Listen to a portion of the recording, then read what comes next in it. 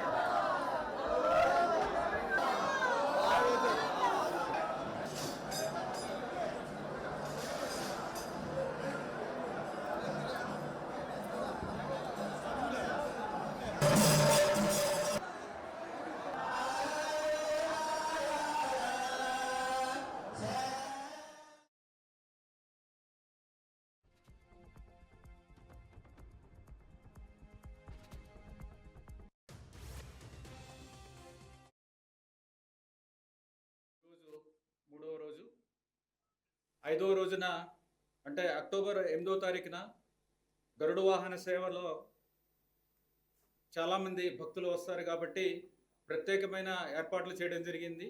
ఆ ఏర్పాట్ల గురించి మీతో పంచుకోవడానికి చెప్పడానికి ఈనాటి కార్యక్రమం ప్రెస్ మీట్.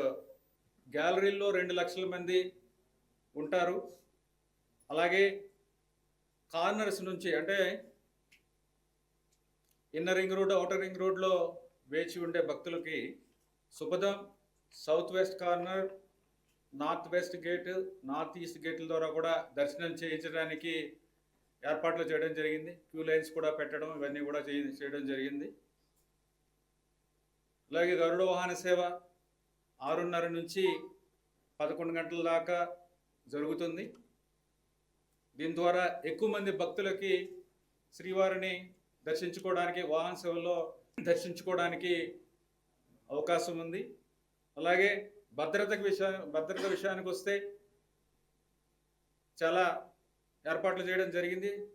1250 మంది టీటీడీ విజిలెన్స్ సిబ్బంది ఉంటే సుమారుగా 5000 మంది పోలీసు సిబ్బంది దీంట్లో పాల్గొంటున్నారు.